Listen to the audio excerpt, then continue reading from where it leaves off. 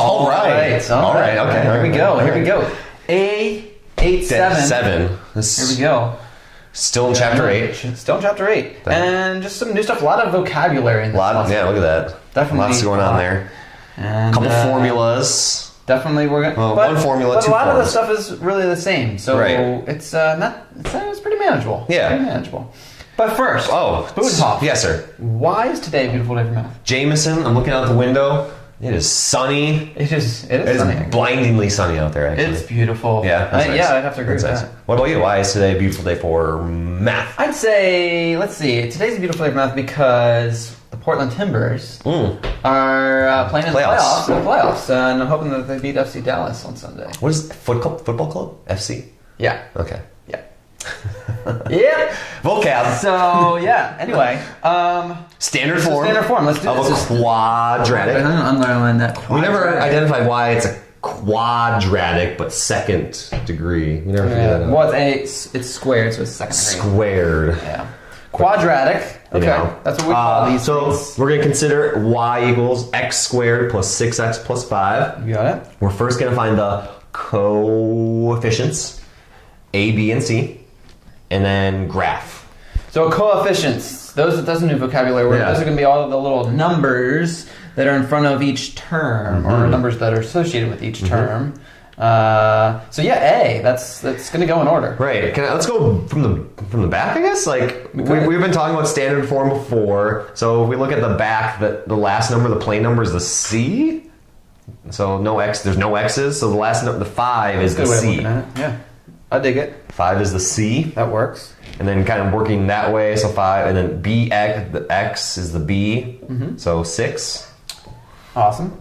And this one always gives us some trouble. I know, it's funny because I ask, okay, so what number's in front of the x squared? And some people will say 0. But if it was 0, then I just wouldn't have an x squared. Because it would be 0 times something, which would be 0. So students just say x squared. Yeah. And then usually somebody will say 1. Because there's 1 x squared. That's right.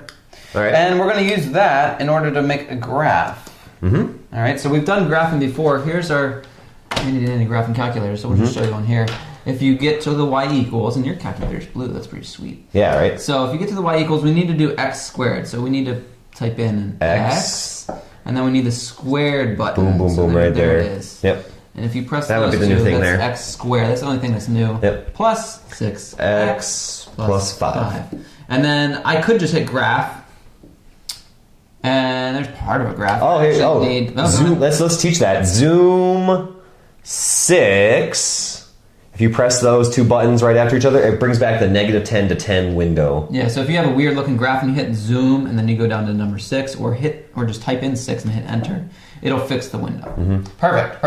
There it is. So that's what it looks it's like. gonna look like that. But I want the table, and I can't get the table. Oh wait. Second table or second graph. Whoa! -16, 165. Let's graph that. Mr. Jameson, I can't graph this. Well, yeah, I know. I get it. -16 isn't it over here, and 165. It's just part of the graph. So let's just find numbers that we can and scroll back down. That's actually my strategy. I go up until you get numbers you can't graph, and then work down to the first one that you can. Yep. So there, -6.5. First one. Do you want to start knocking these out? Sure. -6.5. Left 6, up 5. Got it. -5, 0. Left 5, up or down 0. -4, -3. Left 4, down 3. -3, -4. Left 3, down 4. There it is. -2, -3. I can see it. There it is. There it is. Hopefully at this point you're starting to see the repetition. Yeah. The symmetry. A lot of patterns in this. All right, so we got this parabola graphed. Fantastic. So today we have a formula for finding the vertex of a parabola. And we've identified the vertex from a graph before. You can see it. It's right there. So what is that? Yeah, what is that vertex? That's going to be -3, -4. -3. He's writing it down there. -4. There we go. -3, -4. Perfect. Okay.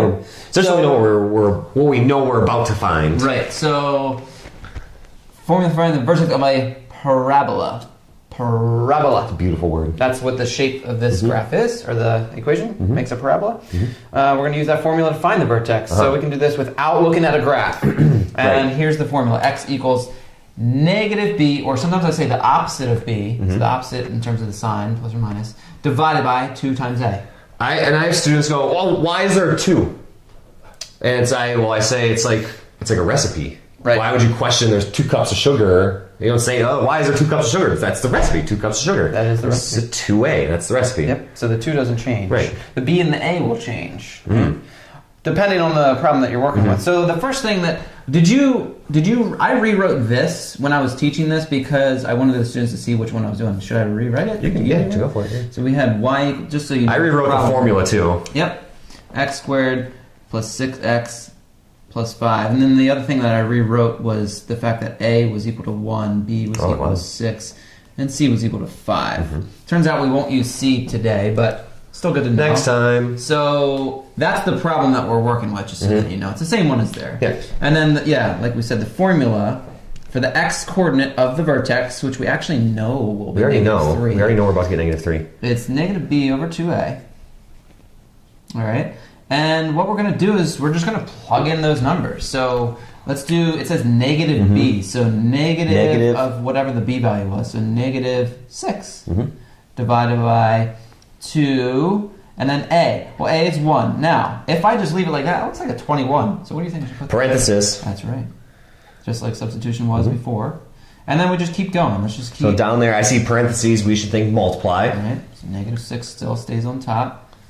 2 times 1 is? 2. And then negative 6 divided by 2 is negative 3. And just like that, we have the x coordinate. X is negative 3. That's right. What if I rewrite that? X is... You got it. Negative 3? You got it. I'm going to circle it too. I like it. Perfect. You want me to keep going, or you want to... I can go. Yeah. So we know what x is. We know the x coordinate of the vertex is negative 3. We're trying to find the y coordinate. And this kind of goes back to chapter 6 almost. We have our x equals. Oh, we have this original equation we're going to use. Y is, and then right here. So we're going to substitute in for x. X is negative 3. There's an x here. And what's different is there's a second x we're going to plug in for. Here and here. Yeah. So I guess I don't need to rewrite the whole equation again for the 3rd time. So x... We love rewriting. So x squared plus 6x plus 5. I like how you left that open so there's nothing there. So blah squared plus 6 3. blah plus 5. Right. X, blah x. becomes... In this case, x is negative 3, so I put negative 3 in there. You got it. Love it. Love it. All right. And then just, just keep calculating, really. So then, let's see, y equals negative 3 to the 2nd power means negative 3 times negative 3. So that's positive 9. And then, let's see, 6 times negative 3 is going to get us negative 18. That's why it's minus 18. And then plus 5. You got it. And then we just got to finish keep that. going. 9 so minus y 18. equals 9 minus 18, negative 9 plus 5, negative 4. And just like that, we've got the y coordinate. Now, our final answer should be writing the vertex. The vertex again. Because that's what the question asks. Right. Use the formula to find the vertex. So negative 3. write down what the answer is. Negative 4. Brilliant. Love it. That's what the vertex is. That's actually, I think, the hard part. I think that is the hard part too. Which a lot of people forget. They do all this lovely work and then they don't write the answer. Right. Make sure you go back. What was the question? Find the vertex. Write your answer there. And now what we can do is we're adding a third type. Third way to represent Third form. Third form. Standard form, which we had here.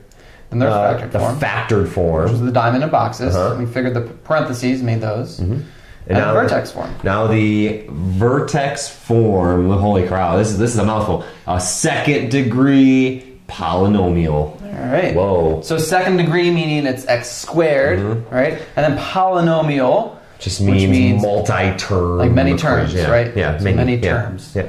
And the terms are just each piece of the equation. Right? Ax squared plus bx plus c. All right. And then we've got the thing that looks like a little formula, but it's just a form. So the y is familiar. A, that's going to be the same a that we had before. Which was a is 1. Right. You can fill that in. And then Now this is new. H and K inside the formula. It says with vertex HK. So remember we solved the vertex before. This is really where our X and our Y lived. Right. Before. If you don't mind, I'm going to write the vertex there too. -3, -4. I like it. I like it. That was our vertex. We just found it. So that means the H is -3. And the K is -4. And then it says rewrite the quadratic equation vertex form. So that's what we're going to do. We're going to write the equation. So I'll start off with what? Did you rewrite the whole one? Yes, I did. So Y equals with A? Yep.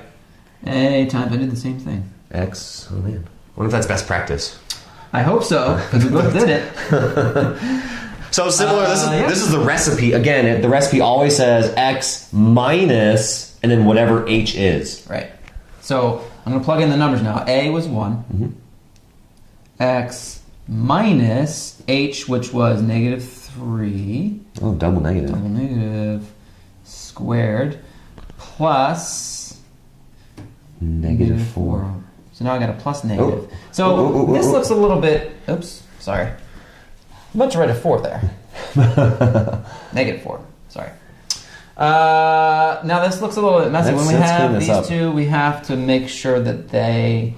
Do we have to write that 1? I got rid of the 1. Yeah, let's get rid of the 1. Like 1x. Yeah, 1 parentheses. Yeah. So these two smushed together make plus. Square. And then I'm going to just write it. -4. Yeah. So let's not get it twisted. There's a shortcut here. The vertex is -3, -4. So look it's a +3.